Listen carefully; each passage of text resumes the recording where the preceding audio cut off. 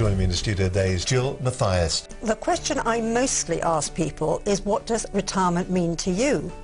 Now, to some people that is an adventure, some people it's fun, sometimes it's, I don't know what I'm going to do, there's fear. But the best answer I think I ever got was, goodbye tension, hello pension. And I think that unless you've got a plan or a vision, you can procrastinate for absolutely months on end.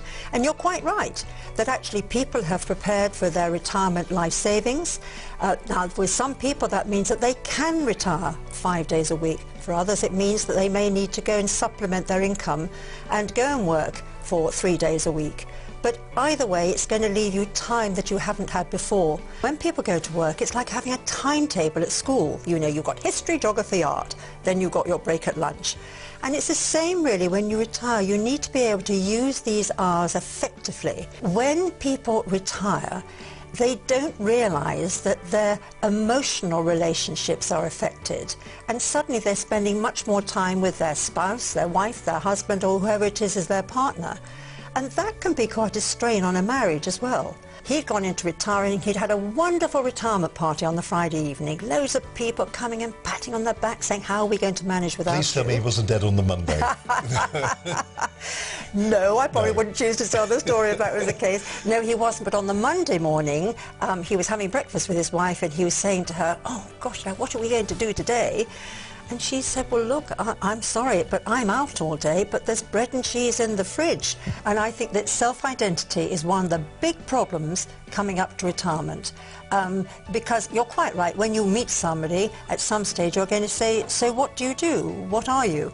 And he might be a marketing manager, he might be a teacher, he might be a CEO, he might be a director. But if you strip that away and they've retired, what are you now? I've come out of business now. What are the challenges I want to do? What is it I don't want to do? What do I enjoy doing? What did I enjoy doing as a child? And there are lots of ways that you can actually move this forward. I'm a great believer in people journaling what they have done with their feelings and thoughts. And I think the opportunities, you see, when you go into retirement, you've got the University of the Third Age. You've got all these opportunities to be able to relearn things that you didn't have time to do when you were working. It's really important that as you're coming up to retirement, to go and discuss the time with your partner, spouse, whoever it is that you're living with. And if you're not living with anybody, to go and assess how you're going to deal with relationships, where your friendships are going to come from, because they will change.